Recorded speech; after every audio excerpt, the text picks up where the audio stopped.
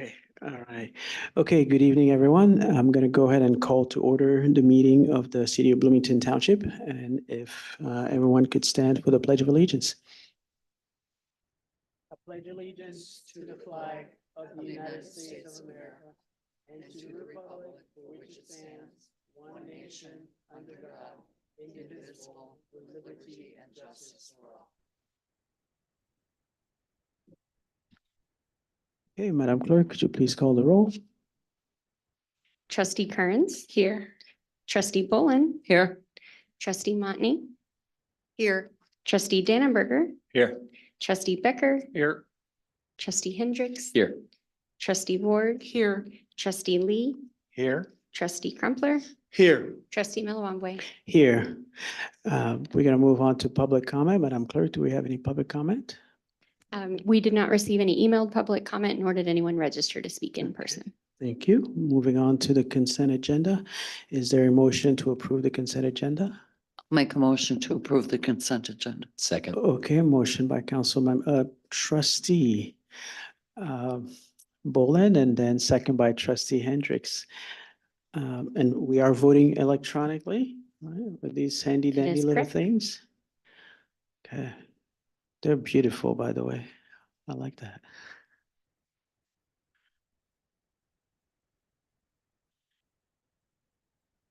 Okay. This feels like a remote control. I can control all of you. And you're just going to use the remote that is the little one in your hands for the vote.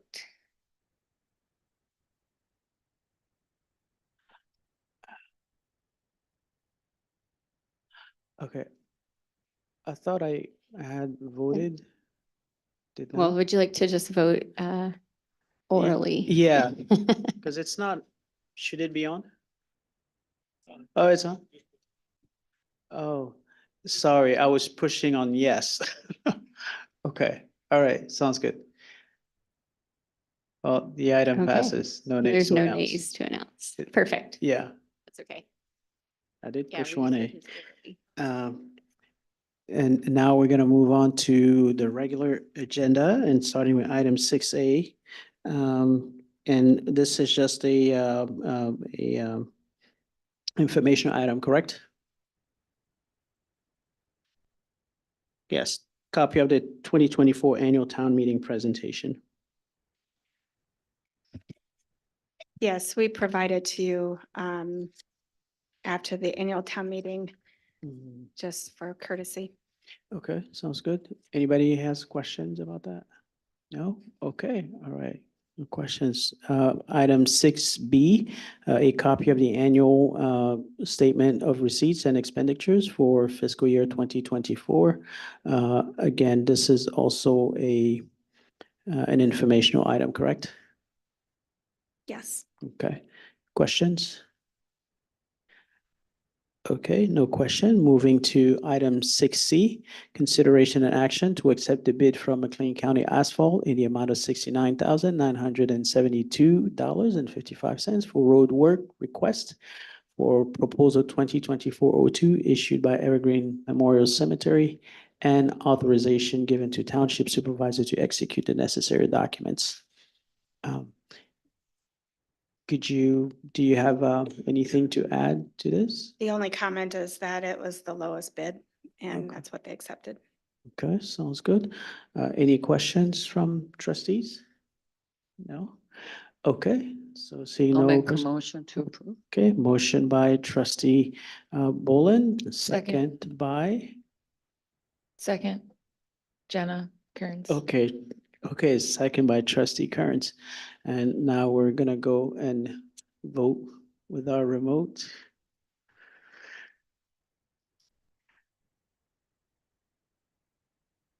I feel like I'm watching TV and I'm about to turn on ESPN.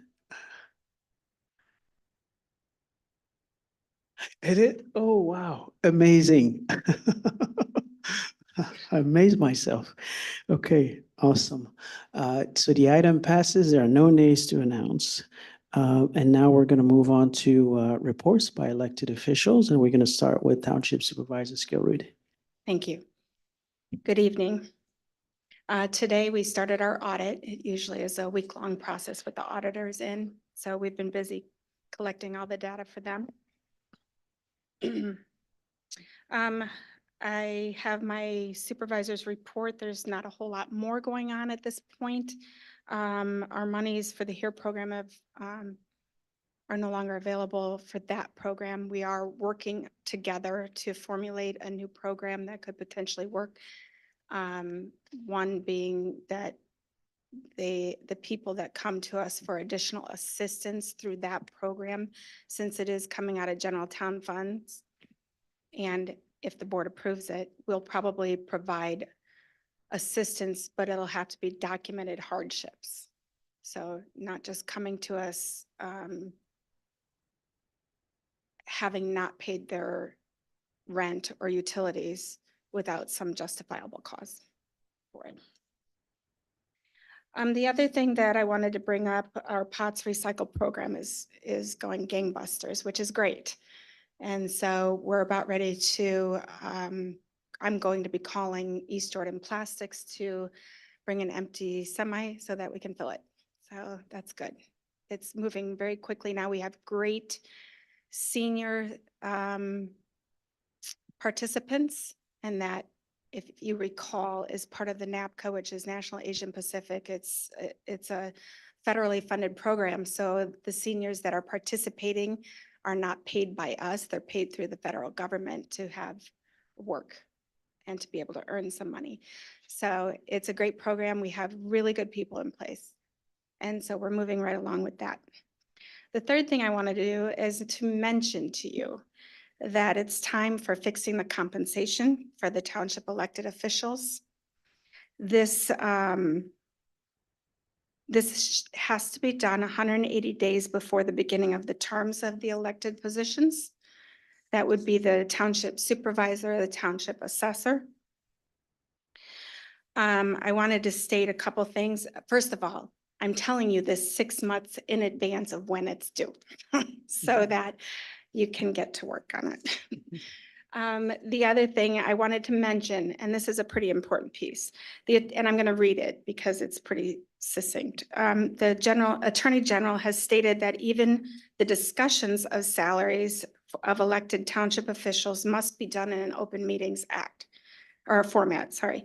The Open Meetings Act does contain provision to allow a closed session to discuss salary schedules for employees. However, the Attorney General has stated that elected township officials do not fall under the definition of employee, and thus discussion, deliberation, and final vote on salaries for elected township officials must be in an open meeting format. And then the last thing that I want to say is that the 2025 through 29 term takes effect on Thursday, May 1 of 2025. The township board must set the salaries for the elected officials on or before October 31st, 2024. So that's 6 months. The date required to set the salaries of the township officials, we're scheduling it for the October 28th township meeting of the Board of Trustees. Okay? Any questions? All right.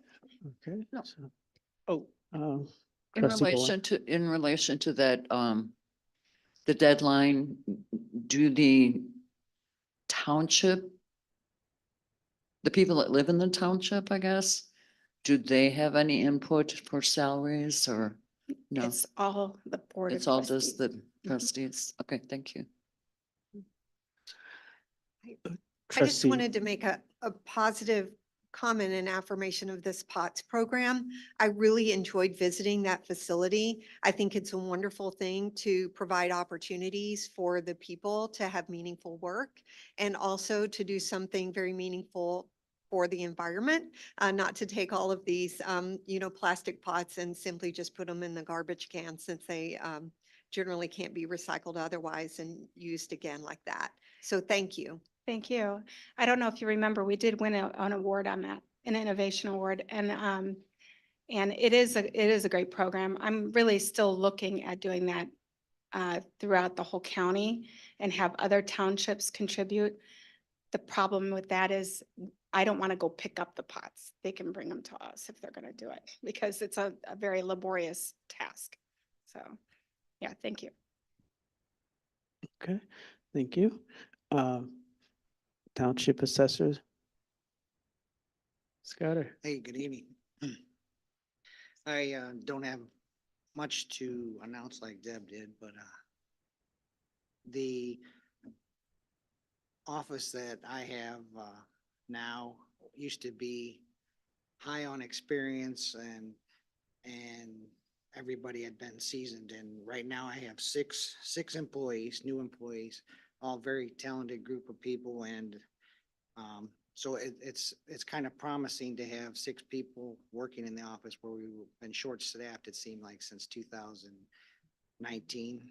It seems like people were leaving and nobody was coming in, and new people decided to move on to different positions in other places. So it's kind of fun having six people there able to do the job that we need to get done. In saying that, we're gonna have to spend more. I just letting you know what the office may be spending more money on education and things of that nature and equipment in order to keep up with the assessments on the community, with the new talent and different ideas and different things. We have researched software that was pretty, it had a hefty price tag, and we're kind of trying to detour away from that and hoping we can develop something on our own with the talent that we've hired. So I just wanted to let you know and keep you informed. Any questions? Quick question for you. So I know you had mentioned to me before that it was a bit of a struggle, in terms of hiring new people. So just curious what you did, differently to attract those individuals.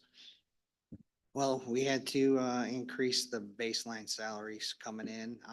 We did attract, when we lost someone to the county, one of the county employees actually was attracted to go get out of the county and come back down to the township. So we gained some experience at that level. And then one of the employees that worked here previously had left for about 4 years. And she came back from Colorado. So with some new ideas and hopefully a lot of experience that can help build a better communication in the office. Okay, awesome. Thank you. Other questions? Okay, seeing none, and we're going to take a motion to adjourn. I'll make a motion to adjourn. Okay, Second. motion by trustee Bolin and second by trustee Hendricks. All those in favor signify by saying aye. Aye. Okay, we're adjourned. See you in 15 minutes.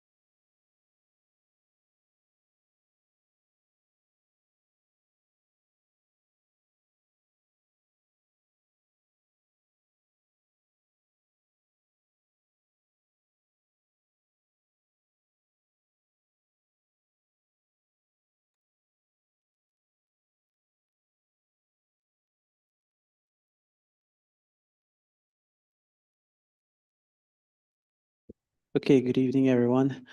I'm going to go ahead and call the meeting of the City of Bloomington Council to order. And if everyone could stand, if able to, and remain standing for a moment of silence.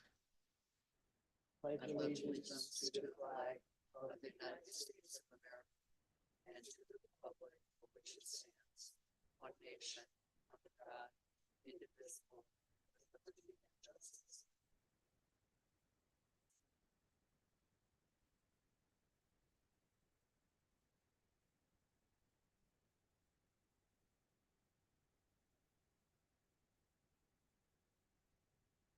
Okay, thank you.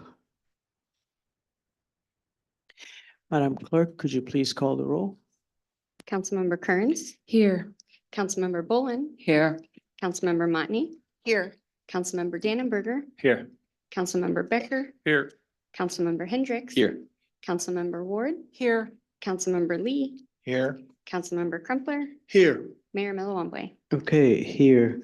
And we're gonna move on to recognitions and appointments, and I have about three proclamations to read. The first one is recognizing April as a National 911 Education Month and April 14th through the 20th as National Public Safety Telecommunications Week.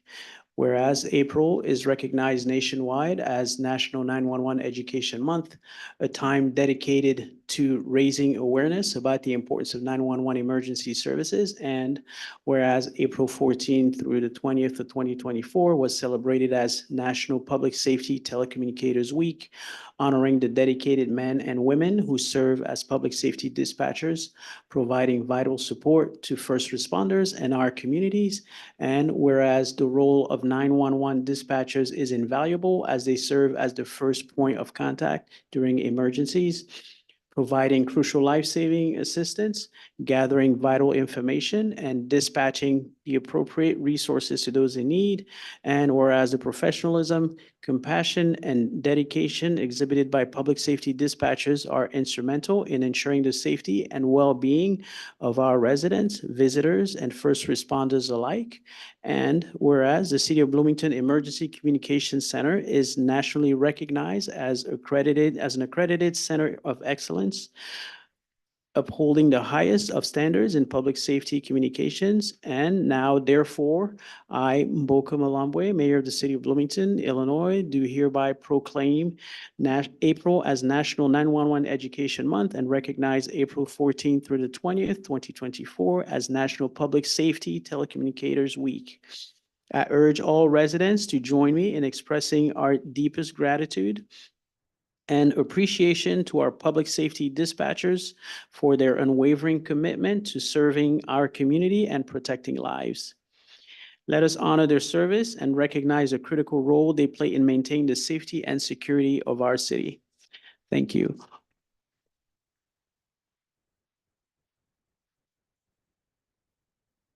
Yes. Mayor, we do have Darren Wolf present. He might want to say a few words. Sure. Come on up, Darren.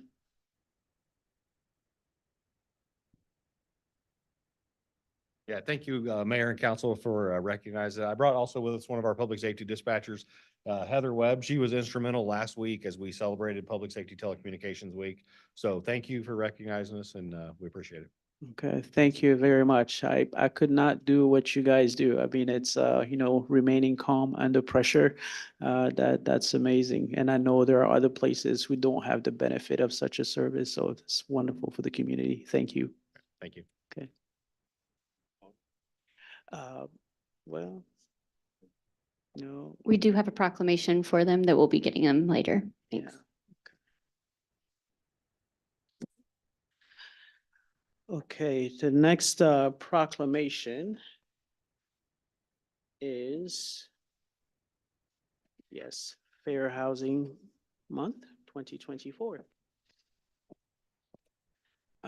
Whereas the Fair Housing Act enacted on April 11, 1968, enshrined into federal law and with the goal of eliminating racial segregation and ending housing discrimination in the United States. And whereas the Fair Housing Act prohibits discrimination in housing based on race, color, religion, sex, familial status, national origin, and disability, and commits recipients of federal funding to affirmatively further fair housing in their communities. And whereas the city of Bloomington is committed to the mission and intent of Congress to provide to provide fair and equal housing opportunities for all. And whereas our social fabric, the economy, health, and environment are strengthened in diverse, inclusive communities. And whereas the city of Bloomington is committed to affirmatively furthering fair housing in our community. And whereas Prairie State Legal Services provides fair housing services within the city of Bloomington, funded in part by the city's Community Development Block Grant Program. Now, therefore, I, Mboko Malambwe, Mayor of the City of Bloomington, on behalf of the Bloomington City Council, do hereby proclaim April 2024 as Fair Housing Month in Bloomington and urge residents to join in recognizing the fair housing work of Prairie State Legal Services and supporting efforts towards equal housing opportunities for all residents and prospective residents of Bloomington. And let's clap. Thank you. Who is coming up?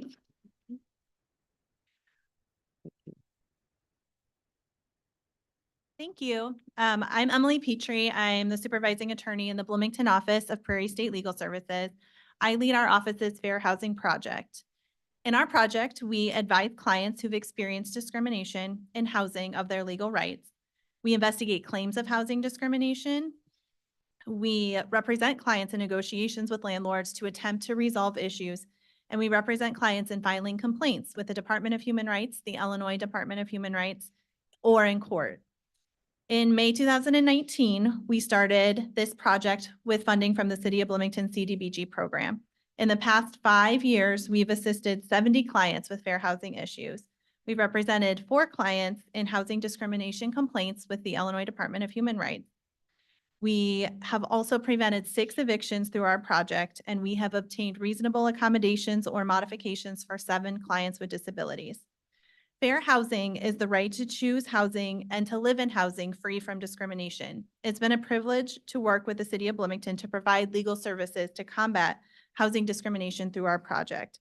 Our goal is to make sure that all residents of the City of Bloomington can access and continue to live in the housing of their choice, free from discrimination. We look forward to continuing that work. Thank you. Thank you very much, Emily. And if you would like, we can take a picture with, okay, awesome. Thank you.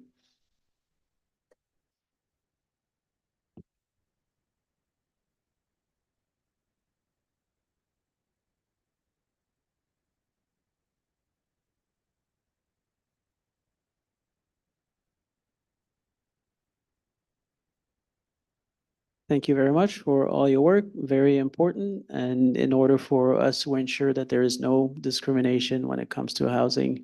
One of the things that I love about our community is that there is, there's passion. People have a lot of passion, for, different areas of the law or programs and everything like that. And I think it definitely helps to supplement the work that the city does. So thank you very much. Yes, thank you. Okay.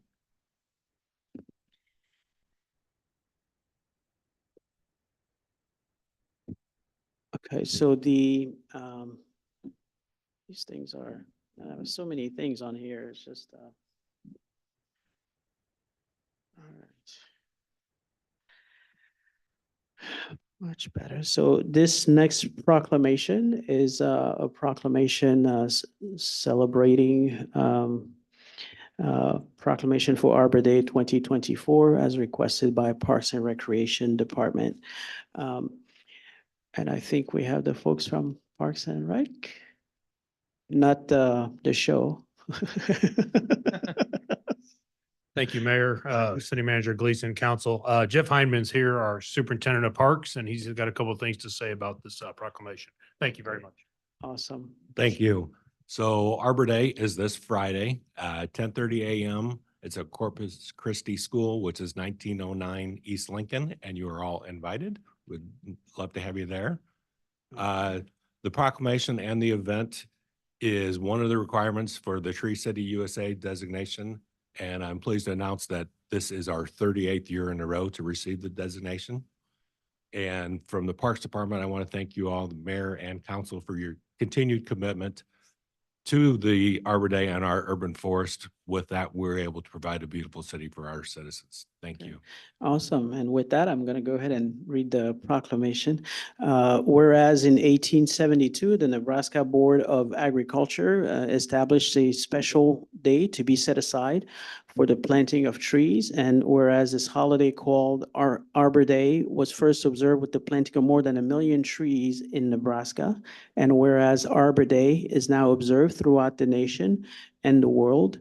And whereas trees can be a solution to combating climate change by reducing the erosion of our precious topsoil by wind and water, cutting heating and cooling costs, moderating the temperature, cleaning the air, producing life-giving oxygen, and providing habitat for wildlife. And whereas trees are a renewable resource, giving us paper, wood for our homes, fuel for our fires, and countless other wood products. And whereas trees in our city increase property values, enhance the economic vitality of business areas, and beautify our community. And whereas trees, wherever they are planted, are a source of joy and spiritual renewal.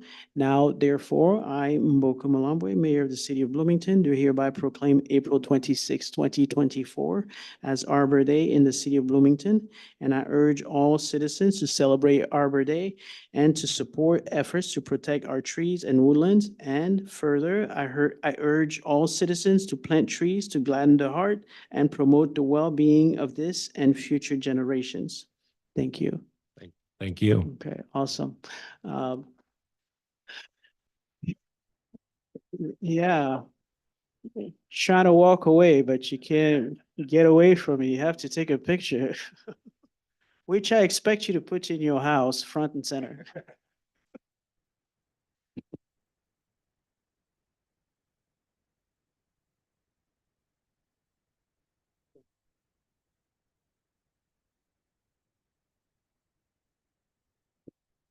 All right. And our friends from Park and Recs are always doing a tremendous job. And, you know, Arbor Day is something that I always look forward to every year. And it's amazing that it's been in existence since 1872. That's incredible. Now we are going to move on to public comment. And Madam Clerk, do we have public comment? We actually real quickly just had recognitions of boards and Oh, commission that's right. appointments. Sorry, am I looking at the, oh, that's right. Yes, sorry, 5D, yes, Yes. thank you. So just wanted to recognize the appointment to, two appointments to Cultural Commission, Catherine Brown and Peter Pontius. Okay, thank you. Are they here? No? Well- Don't believe so. I know that, let's see, Diane Hollister for the next one was going to be Oh. present. Okay, all right, well, we thank them anyways. That's right, we do. And then for reappointments to the library board, we have Diane Hollister and Matthew Wachinski. Okay, are they here? No, but let's thank them too. Oh, there, oh, Diane, okay, awesome. Thank you very much for your service, really appreciate it. Okay, so now on to public comment. Yes, so we received no emailed public comment, but we do have 3 people registered to speak after you read your statement. The first will be Carla Bailey Smith, and then to follow Serena Fish. Okay, thank you. Public comment is an opportunity for speakers to provide their views and feedback to the city council. It is also an opportunity for the city council to listen and hear diverse points of view, to maximize the impact of public comment and show respect for the expression of all views. Speakers should maintain civility and focus on city issues.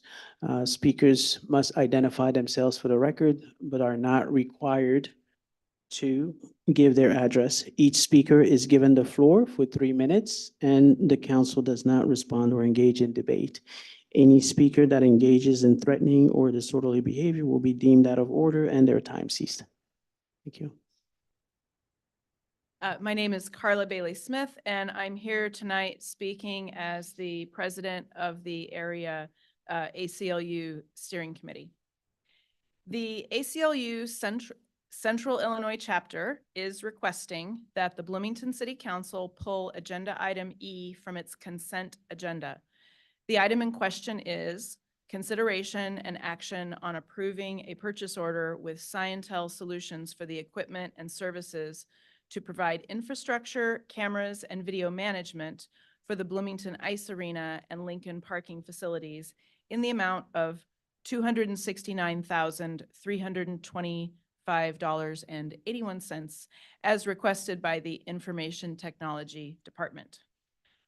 While closed-circuit television, CCTV systems have been found to be effective as a crime deterrent, particularly in parking garages, there are real privacy concerns with error-prone technology such as facial recognition. Secondly, we also feel that considering the cost of this technology, additional time should be taken to assess the cost effectiveness of this expense. As well, the Technology Commission should have an opportunity to perform its intended function to assess the impact of the CCTV system on the technological operations in the city. The city should not hurry into such a large expense that has so many implications. The Tech Commission and the community need an opportunity to understand the ramifications of using this technology. Additional questions that should be asked are, do the cameras have the ability to record conversations? If vehicles can be identified, are there concerns with license plate reader integration? Will the cameras have the capability of tracking individuals based on clothing, tattoos, or other physical characteristics? Will the cameras be connected to the internet? If so, this creates security vulnerabilities. Will these cameras be integrated to create or enhance a network of cameras across the city? And regarding privacy, is there a privacy policy in place? What happens to someone who violates those policies? Will live streams be monitored? In some cities, streams are monitored 24/7, which is very costly. Has the cost for monitoring been factored into the price of the system? How long are the recordings kept? Who has access to the recordings? And are the recordings accessible to other law enforcement agencies? In summation, we request that before a purchase is made, that the city take time to review the many factors involved in the purchase, operation, privacy, and functioning of this technology. And on behalf of the ACLU Steering Committee for Central Illinois, we thank you for your time and hope that you will address our concerns. Okay, next. Next up, we have Serena Fish, and then the last one to speak will be Joe Palma.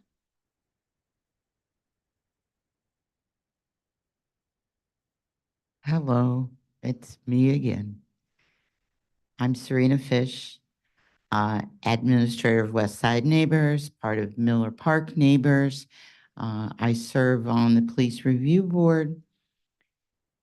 And I'm here asking you, I emailed all of the council, the city manager, and the mayor, asking you to pull consent item L.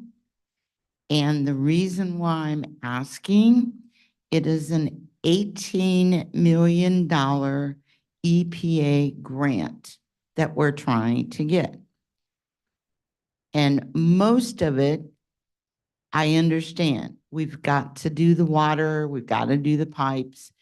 I don't know if it's some kind of ruling that you have to include other things, but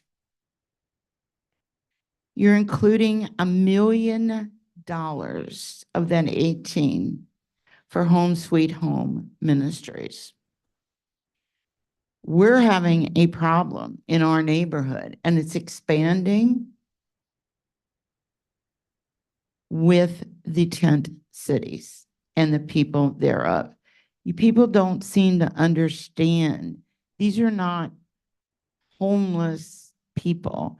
These are people that choose to be homeless. These are people that aren't allowed inside a lot of the city amenities because of drugs, alcohol, refusing to do rules. So in this, it says to improve a roof. Okay, that's good. Also to put another roof, on the low-income food co-op. Okay. Improve, and then, or two, develop a non-congregate shelter facility at a location with McLean County that is zoned and cited for said use. We're breaking every zoning, every rule for that area that everyone else has to follow. I know, Mayor, I'm watching. Okay, then on top of that, they adding in $50,000 for the Ecology Action Center for educational signage in the park around the basin when you get finished with the water thing. Why are we not using our in-house printing, our in-house signage? Why are we paying somebody else $50,000? And last, just, I know, $10,000 to the Library Foundation for storyboards. Again, we have an in-house print, we have in-house signage. We keep giving more money to the library Thank and you. more money to the library. Thank you. Please do something. Okay, Thank you very much. I still like you. thank you. Last, we have Joe Palma. Okay. Hello, everybody. My name is Joe Palma, and I'm here representing Venue 309, a wedding and special event venue, new one here in town. I'm here to give my heartfelt thanks to Deputy City Manager Billy Tires and Sheila Montanet, and Joe Fowler specifically. I just want to thank them for the exceptional support this weekend while I was needing occupancy for the venue. Their ability to see the human side of our situation made a significant difference, especially as we encountered various challenges that pushed our timeline to the limit. Thanks to their flexibility, Joe was able to inspect the crucial repair to the fire alarm system, ultimately granting us the clearance we needed for the permit. This allowed us to host a wedding that was very important to us and our clients. Their actions not only helped us professionally, but also touched many lives personally at the event. We ended up having to relocate the event, just nothing to do with the venue. The client it was too late. So, but still, it was so helpful in professional and in business. So I just thank them very, very much. Please know that my entire team and I are profoundly grateful for their efforts and support. We're proud to live here. So thank you, guys. Thank you. Thank you. There's no further public comment. Okay, thank you. Now we're gonna move on to the consent agenda, and I believe our clerk has a couple of words. Yeah, just a brief update. So item 7M, M is in Mary, that is the Route 9 water main item. I just wanted to point out that the packet went out on Thursday evening, but on Friday, the agreement along with some exhibits was updated on Friday. So the exhibits were omitted from the packet on Thursday, but added to it on Friday, and it did not change the agenda itself. So that's why the agenda wasn't put out as amended. So just wanted to point out that that was a change. Okay, Thank you. sounds good.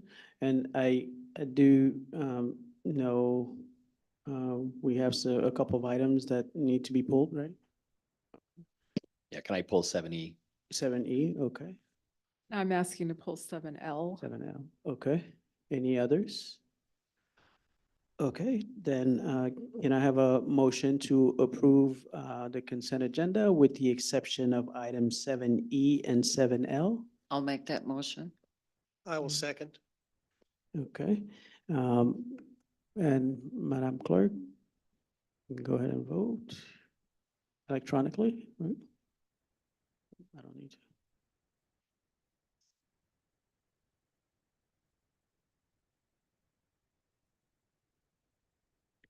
Okay, the item passes. The consent agenda passes with the exception of 7E and L. No nays to announce. And we are going to go ahead and move on to in items in the order that they were pulled. So let's go with item 7E first. And Councilmember Hendricks. Yeah, thank you, Mr. Mayor.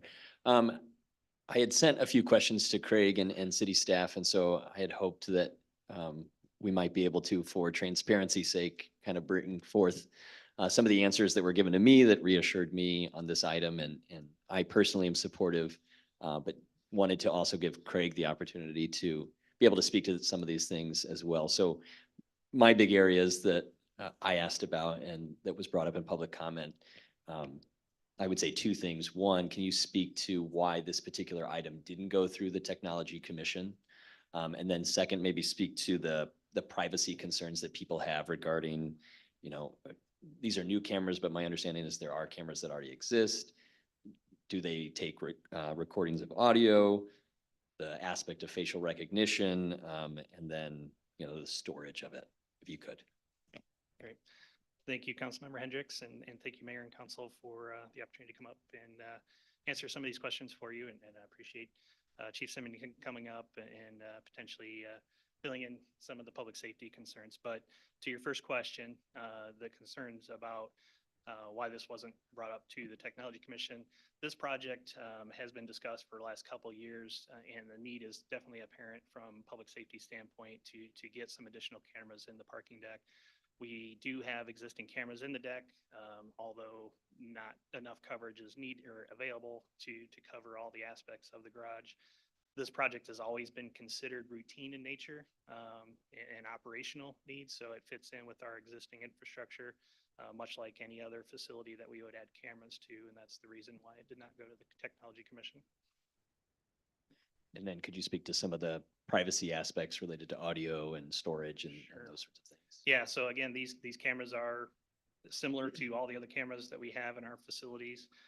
We're not adding any new technology within this project to add AI or facial recognition or any kind of voice or audio recording. So similar to, again, the current facility cameras, it is video only, and it will integrate with our existing Milestone video camera management system that the police department does monitor and use to investigate any kind of issue they have a need for.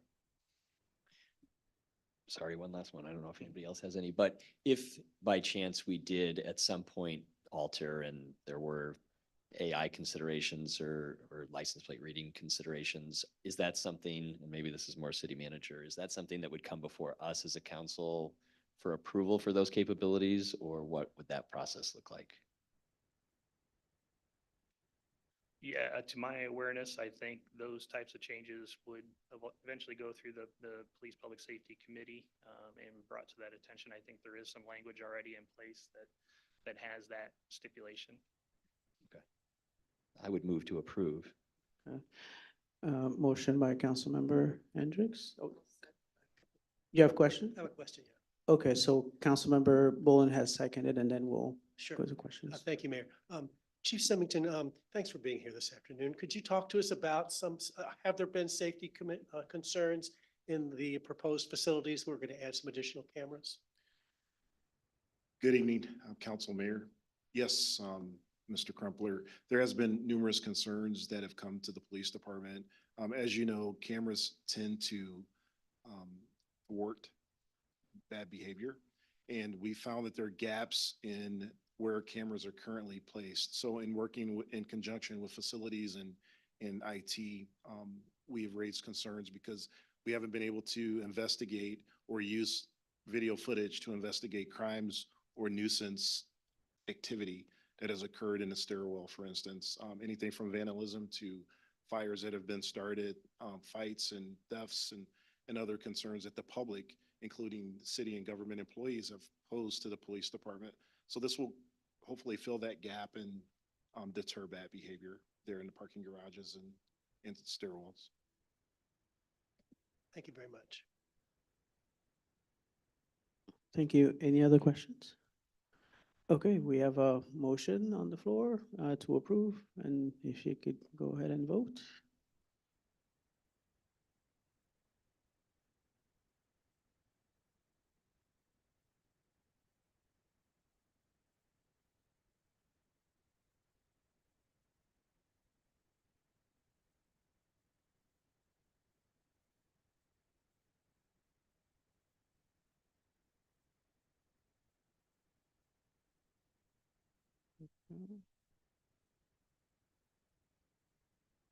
Councilmember Lee, missing. Sorry, it's kind of finicky, but if you're white, your vote didn't go in yet, so Okay. thank you. Okay, the item passes, no nays to announce. We're going to move on to the other item, item 7L, which was pulled by Councilmember Ward. Yes. Thank you, Mayor. I asked for this to be pulled not because I have a problem with the item, but actually because I think it deserves some highlighting as a great example of some public-private partnership. So I had a couple of questions that I wanted to just bring up. And perhaps Deputy City Manager Jurgens, you could respond to these because I found your response to my note saying I was wanting to pull this to be very helpful. So it's my understanding, based on what you said, that having a partnership with a nonprofit is a requirement of this grant. Can you? That's correct. To be eligible to receive the grant, we have to have a community partner that has to be a nonprofit. And so Home Sweet Home Ministries has stepped up and has agreed to be our partner. They actually would be here tonight, but they're actually considering the approval of the agreement at their board meeting tonight. So yes, that is a requirement.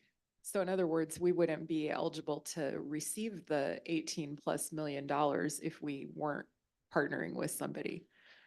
That's correct. And actually, the total grant is $20 million. So, only 5% of that is what we're proposing to go to Home Sweet Home. The rest of it, there are some small sub-awards, but really the crux of it is to address the stormwater issues associated with the East Street Basin projects. And so just to clarify, it's not that the city is giving away money, it's that we would partner with a nonprofit to apply for a grant from the federal government. That's correct. And the basis of the grant is focused on climate justice.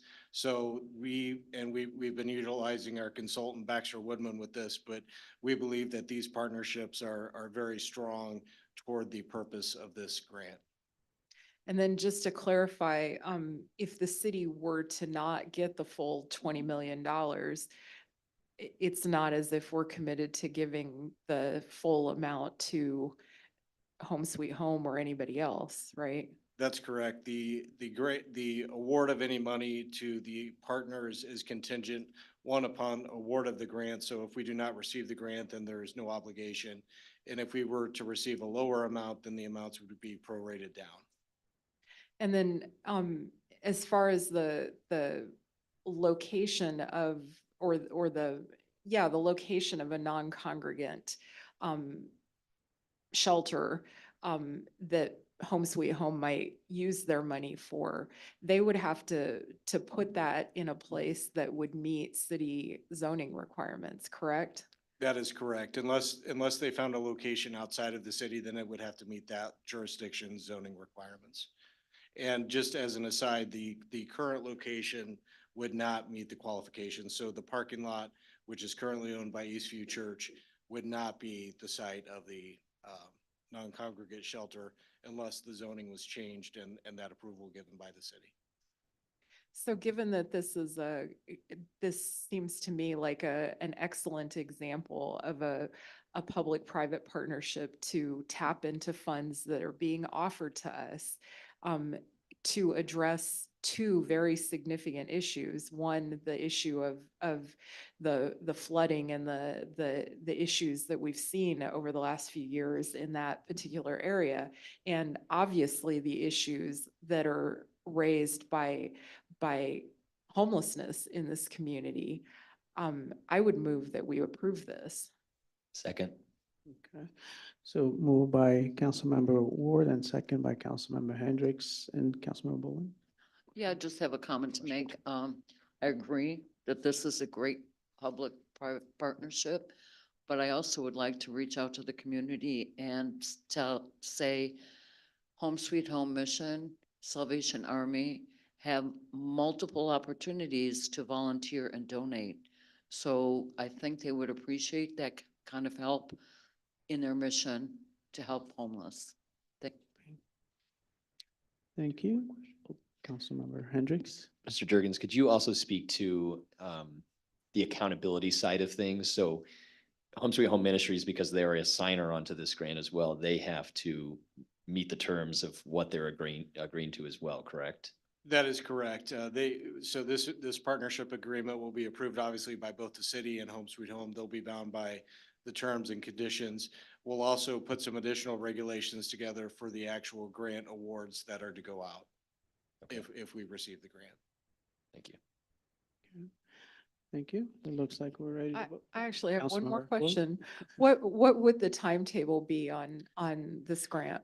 Yeah, that's a great question. So 3 years, I believe from the date of award, we'll have to, maybe not get everything completed, but at least work will have to be started. But it is a quick turnaround, so we will have to be committed to getting these projects completed. And how quickly might we get an answer on our application? It's a rolling basis, so we're not 100% sure yet. They've just started taking grant applications and they've got a total of $2 billion. But they are larger grants, so they're $20 million grants. So it's going to be a popular grant, but we think we have put together a very solid application with the projects we're talking about. Thank you. I have one more, Mr. Mayor. I'm sorry. I'm sorry. So when you say 3 years, primarily that's looking at the spot that we're doing for the East Street Basin. Yes. When we think about Home Sweet Home Ministries, I don't want the public to think that that's going to be a 3-year-long process for that particular thing. So the city has been meeting with, we hear often that the city's not doing anything, but the city has been meeting consistently with community members, with Home Sweet Home Ministries, and is also helping them with site selection and all those things as well, correct? And that will be a quicker process. Yes, that is correct. The current location of the tent encampment was really meant to be a temporary solution. And honestly, we're trying to work on a better solution before the hot summer months get here. Wanted to have a solution before the winter months rolled in. That did not happen. We're committed to, helping the service agencies try and get toward a better solution before the summer months hit. And we are having several phone calls every week on that. And we're certainly working on that. Okay. Let's see. No more questions. Okay. Okay, are we ready to vote? Yeah.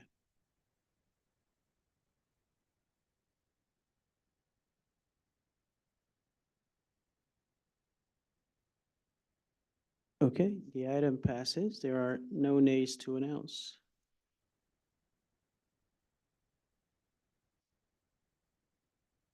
Yeah, now we're gonna move on to regular agenda. Item 8A, the only item, so consideration action on a resolution appointing Jeffrey R. Jurgens as city manager and approving the city manager employment contract as requested by the Human Resources Department.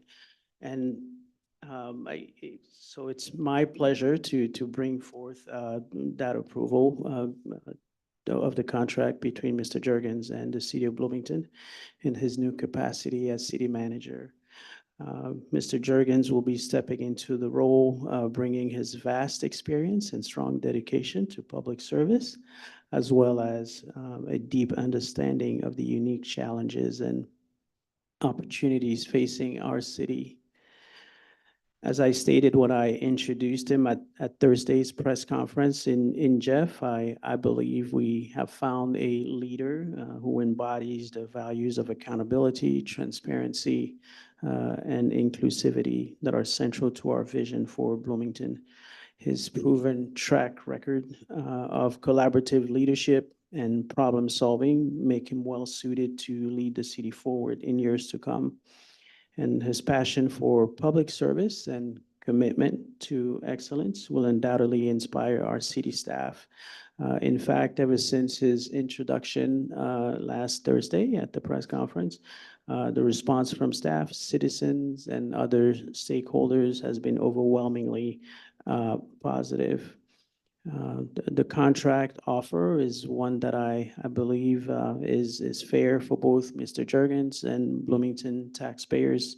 In fact, a good indication of that is that our negotiating team and Mr. Jurgens were quickly able to come to an agreement, which is very much appreciated.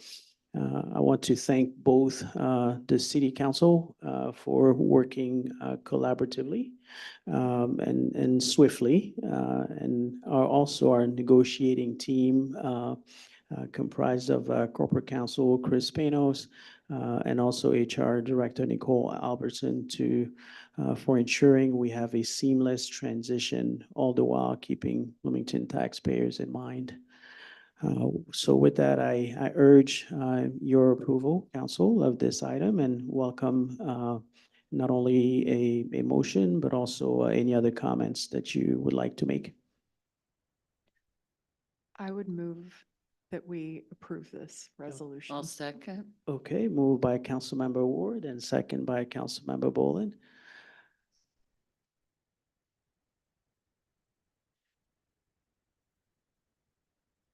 Okay. All right, well.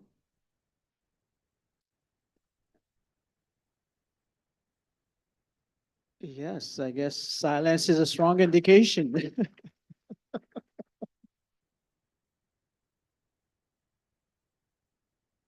Yes. This council speaks with actions, you know? No comments. So, well, thank you very much and congratulations, Jeff, and really look forward to working with you. So, awesome. Now we're going to move on to our finance director's report. And I don't know if City Manager Gleason has comments to make. No? Okay, all right. It's all you, Scott. Usually it buys me a little time. City manager, mayor, council, new city manager, elect, or however, what the term is. Tonight we'll be going through March. So we are 11 months through the year, but as I've mentioned several times, we have many revenues that are delayed cycles, specifically sales tax revenues. So we have 3 months still to go for those. And then as we're approaching year end, from a process standpoint, we're narrowing down projections, but then just internally, there's a lot of review going on related to things such as open purchase orders from years gone by, contacting vendors, for open items. We'll be receiving invoices through the summer, trying to press those vendors for those items. So still in motion, but at this point in time, the tone of our financials is still the same. Next slide, please. And the revenues highlight that fact. So we are still trending well related to revenues. I'm sure everyone has heard in the news, inflation is being very stubborn, double-edged sword related to the community. It hurts our residents, but it is beneficial to us as a local government from a tax revenue standpoint. So just kind of rolling right down to the year-to-date budget variance, you can see through March of this year, we're $8.4 million ahead on those revenue categories that we're highlighting.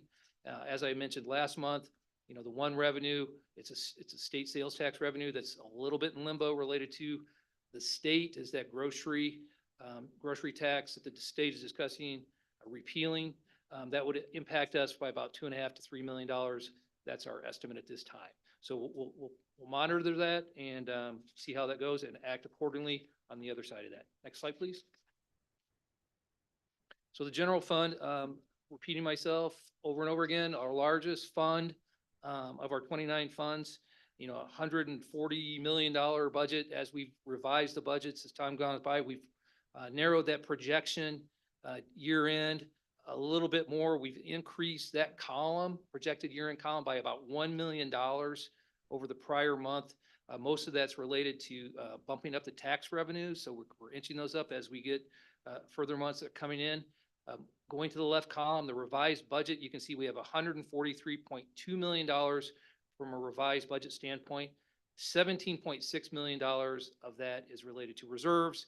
Again, and this is kind of a phantom revenue category for budgeting. It's not real revenue. So if we strip that out, we'd be at $125.7 million in budgeted revenues. And you can see that we have $136.7 million in projected revenues. So we're looking at about a $10 million positive revenue variance. And again, most of that is related to tax revenues and how they're trending. We have a great economy here locally, but inflation is also having that positive impact on us as well. Next slide, please. Expenditures, kind of starting with the same format, the projected year end. We've dialed that up just by about $1 million. So we've had basically an offset from month to month, and that $1 million is related to council's approval of the streetscape design. It was $1.1 million, so we have an extra $1 million in expenditures.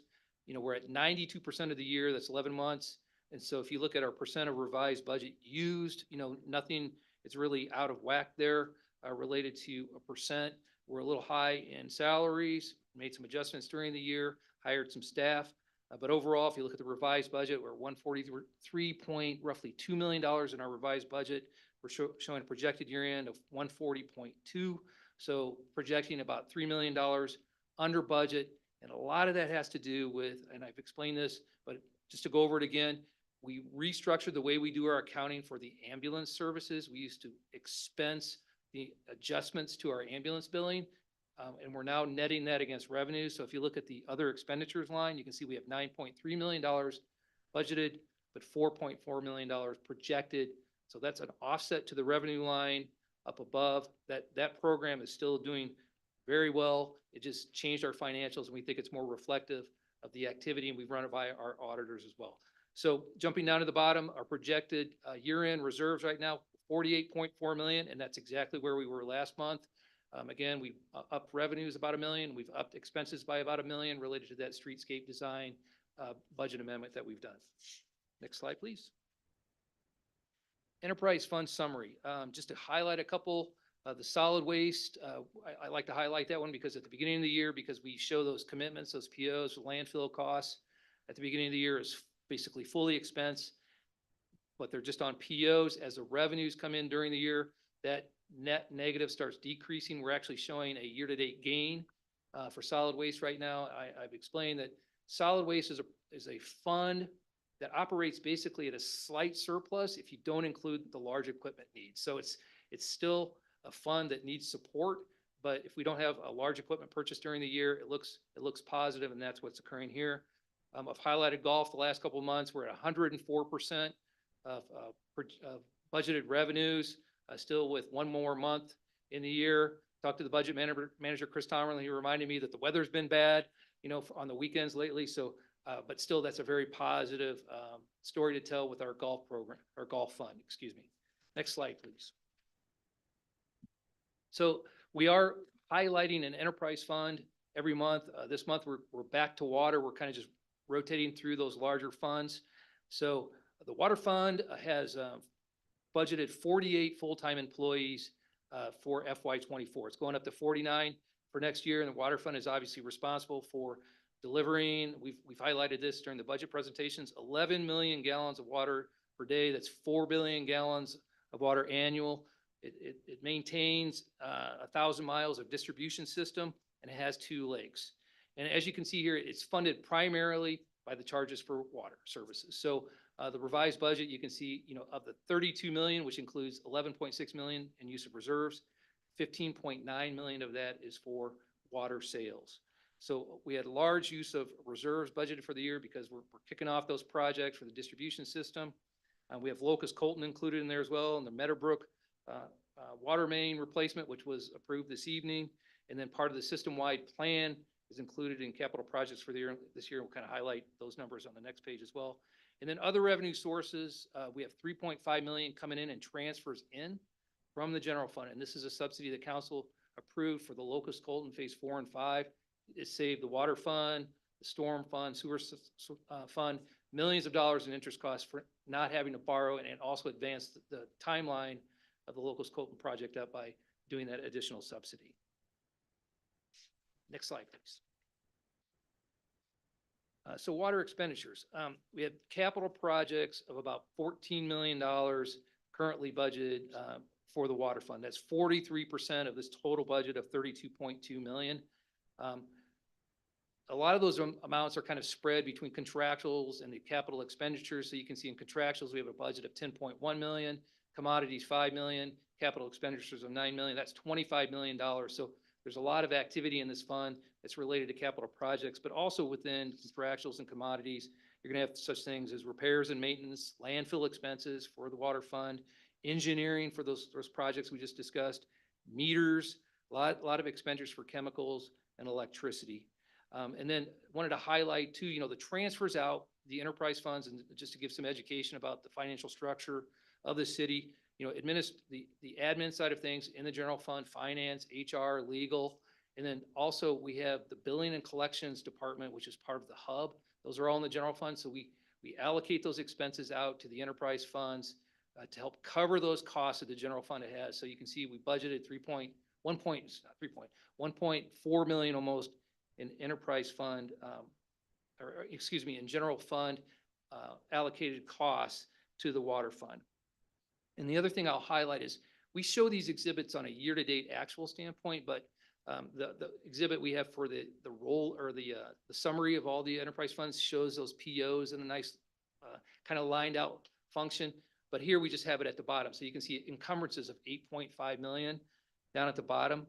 So to highlight one of the lines, contractuals, we have a $10.1 million budget, only 4.9 million year-to-date actual. So $5.3 million remaining. So that seems like a lot, but we have $4.5 million in encumbrances. So those are agreements that have been approved by council. So expenses on POs that we're going to be realizing, and that'll roll up from that number that we're reducing the net from into the actual as time progresses. So you can see we have a ending fund balance of about 9.9 million year to date. But with the approval of Meadowbrook this evening and other items coming down, we're really looking at the end of the year to be between 1.5 and $2 million for the water fund. And with the percent of revenues in the future, that's a little low, but this is kind of a transition year before we move into next year, where I wanted to remind the community tonight, I want to take this opportunity that we have the rate increases going into effect in May for the water fund to help fund the system-wide distribution capital project plan. So 33% increases in May, but also wanted to announce that there will be a press release related to stand up part of our website that will help residents who need assistance for low income residents. And so that'll be coming out in the next couple of weeks, I believe, promoting that and how to contact the city related to that assistance. And next slide, please. And that's it for the presentation. Any questions or comments? Okay, Councilmember Montney. I have a question about the hotel motel line, and that shows up like plus 37, 38%. Is it the change with the expectation of Airbnb collecting tax that is contributing to that? What are the drivers there? Well, that category went up significantly when Rivian started building out their facility a couple of years ago. We've been cautious about capturing that almost like full capacity at those hotels from a budgetary standpoint. The Airbnb component, I don't have the number right now, but initially we didn't think that would be very significant, but it has grown. I should know that number now, so that is a component of it, and it has increased rapidly. But mostly, I'd say we under budgeted that category because we thought that capacity in those hotels would start kind of like stabilizing, and we wouldn't see all those revenues coming in. I know there's been a lot of conversation about housing shortages here, and at the last I checked, it's like over 600 units now with Airbnb right here just in Bloomington. If their information is accurate on their website, and I just bring that up because it is contributing to the highly escalating housing costs for the houses that are available for sale. and it's agnostic to price band across the realty market. You know, we have them, you know, all over town from Worthington Court to, you know, small apartments or even rooms in private homes. So I just think at some point, we probably ought to look at our policies associated with that and ensure that we're doing the best we can to not unintentionally be helping to drive the housing crisis that we have with that much out of the housing market. Thank you. Other questions? No? Okay. Thank you, Scott, very much. Okay. Do we think we're going to go to city manager's discussion? Thank you, Mayor, Council, and to the community. Catherine, if you would play the video.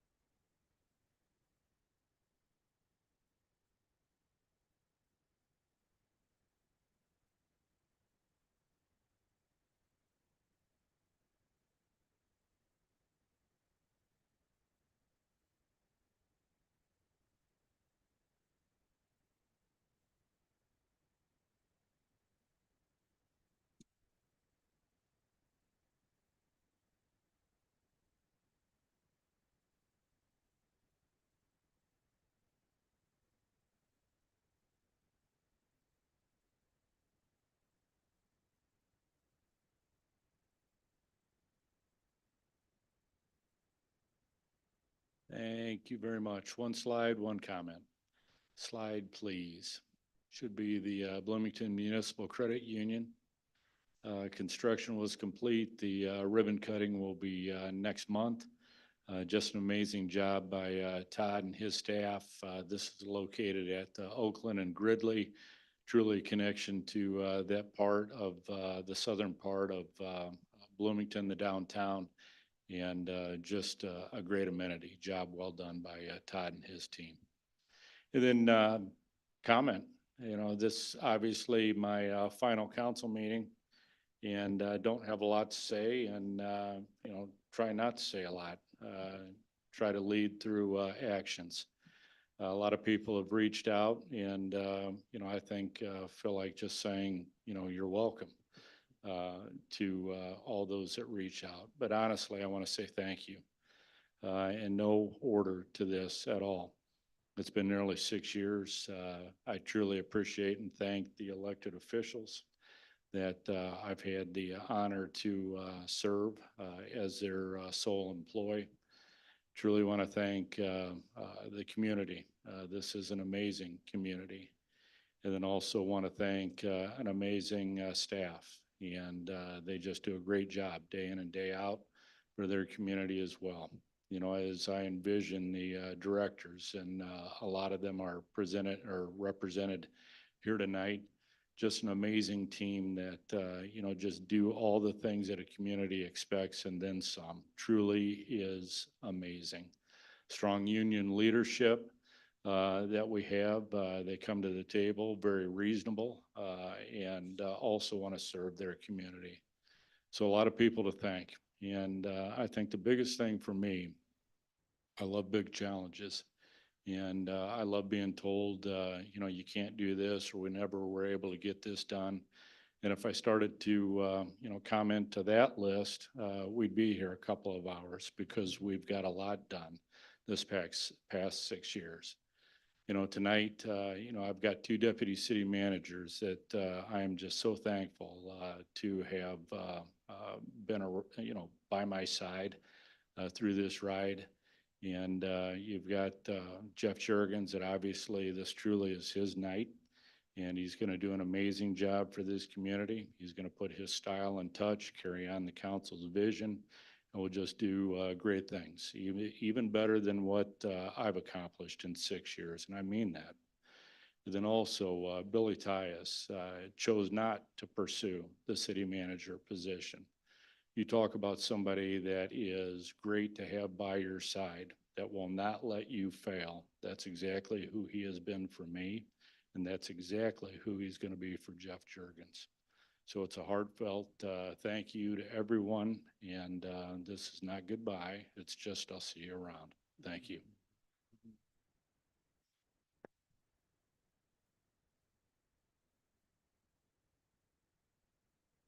Well, thank you very much, Tim. I wanted to also offer some comments of my own. I know you're someone who doesn't care much about getting attention, but we're gonna do it anyways. And you also don't like emotional farewells, but I thought at the minimum, we should bring attention to the great work that you've done during your tenure with the city of Bloomington. When you took over you took over in 2018, sorry, as a city manager, and as soon as you did, I could already tell that one of your strongest attributes was organization. Because I remember that at that time, we went from having marathon meetings, from 5 p.m. until about 10 o'clock at times, and to, finishing meetings in an hour or less. And I think Jeff remembers that as well.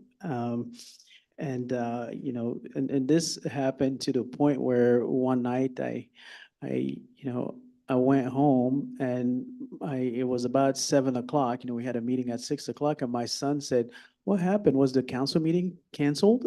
So I said, "No, it wasn't canceled. It was just a really short meeting because they had gotten so used to seeing us.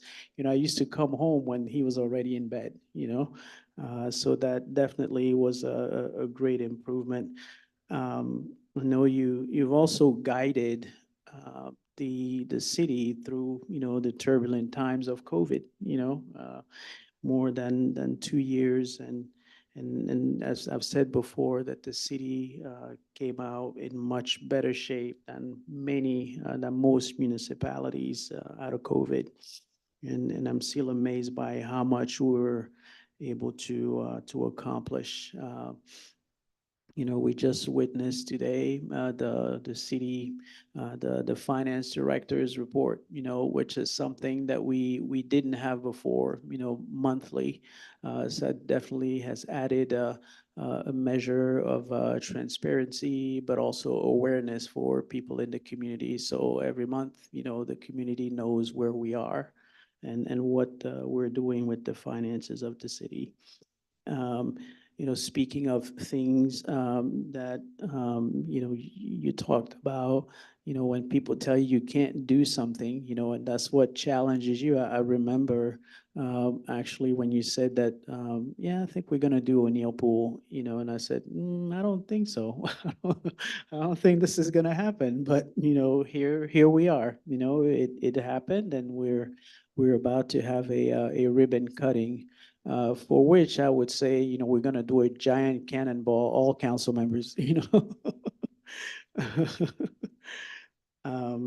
But there's other things that have happened, the library expansion, Ferrero expansion, but in addition to Ferrero, lots of other economic development projects, that you have ushered in with the staff, increases in funding for street repair. We found a way to do that. I know it's never enough. We can always do more, and we'll keep working on that. Also, you talked about the deputy city manager positions, that I think have positioned us fairly well, and has given them an opportunity to provide that sort of oversight. I think that was very difficult to achieve just with the structure that we had before. So that's something that's also very good. And I think that's the reason why, we also felt comfortable going in the direction with, Jeff, because he had proven himself in that position. And then we know that the structure works really well. Another thing I think is the partnership with Thorn Run. I think it's something that's was something that the city hadn't done. That I can remember. I know my time on the council, we didn't have a partnership with someone in DC, and now it has positioned us well to compete for federal dollars. And as you've seen, with this grant that we're going to go for with any partnership with Home Sweet Home. And definitely, I think the, stormwater improvements that we're talking about and, through hydraulic modeling, that was a very interesting concept as well for many of us to discover, expedited locust coal to sewer separation projects and the East Street Basin. That's also fantastic. And of course, of late, the downtown streetscape. So I think there is simply too many things, for us to mention. And as you say, we could be here all night. I think most importantly, I want you to know how much you've done and how much you've mattered to this community. And I'm glad that you won't be too far down the road. And there will be opportunities to continue to interact with you. So we wish you the very best in Decatur. They're very lucky to have you back. And with that, I'd like to present you with, it is a trophy. I know you don't like that. It's not, so it's not a plaque, and we chose a trophy because you are a winner. So we thought we would go.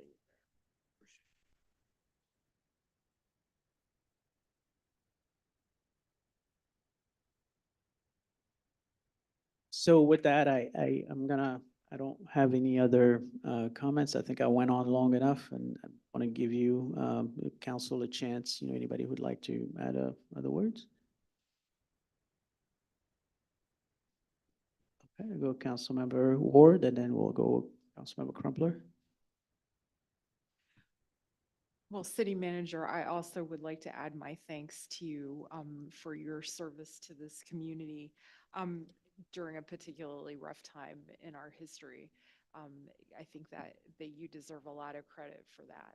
I also think you deserve a lot of credit for the amount of cat herding that you've had to do in wrangling this council and other councils. We're not an easy, council members aren't easy to work with all the time. And I personally have appreciated your frankness and your willingness to have honest conversations. I think that the significant number of projects that you've shepherded through to fruition or very nearly to ribbon cutting have already been mentioned, and I'm not going to repeat all of that. I personally appreciate how many of them are having an impact on the West Side. And I want to say that once a resident of Ward 7, always welcome in Ward 7. And so I would like to say that you have a standing invitation to a cup of coffee in Ward 7 now that we have a coffee shop in Ward 7. So don't be a stranger. Councilmember Crumpler? Thank you, Mayor. I have a very short story to tell. Some of you know this. When I was elected in 2021, I had never served on a committee or a commission for this city. I had never held public office. I was as green as any council member probably elected in the last few years. So at one-on-one meetings with Tim, I asked questions about practical operations of city government, learned history about departments, and began to understand what an opportunity this role was to make a difference in this community.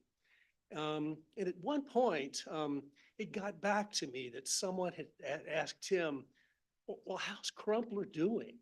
And his response was, I heard, I think he's coming along. Well, I think I have come along. And I want to thank you, Tim, for your support, especially in that first year on this Bloomington City Council, and wish you good luck in Decatur. Thank you. Others? Oh, Councilmember Motley? Yeah. So I want to say thank you personally as well, Tim. And I really think as well, the measure of executive leadership success is in succession and in leaving an organization strong and one that can carry on. And the people that are here in this room that are leading this organization that have reported up through, to me, that is your legacy. That is more enduring and will add more value to this community than any of the individual projects will. Thank you very much. Thank you. Councilmember Hendricks? Yeah, I'll be very brief too, because I could say ditto to a lot of the things that have been said, but yeah, I would just express my appreciation for you, Tim, and I can remember, I think it was almost the day after the election, I think, or close to there, we got an email that said, okay, here we go. And so it's been like that ever since, where I've always felt ready for every meeting. I've always felt informed. I've always felt ready to be able to go back to my constituents and tell them, what's happening on various items. And yeah, I just appreciate that. And I appreciate the fact that you have set us up for success with, a huge bench. Thanks. Awesome. Okay, doesn't look like anybody else has anything else to say, so with that, I think it's time for a motion to adjourn. I'll make a motion to adjourn. Second. Okay, motion by Councilmember Bullen and Councilmember Hendricks, right? Okay, all right. All those in favor, signify by saying aye. Aye. Okay, all right, we are adjourned. We will see you in 3 weeks.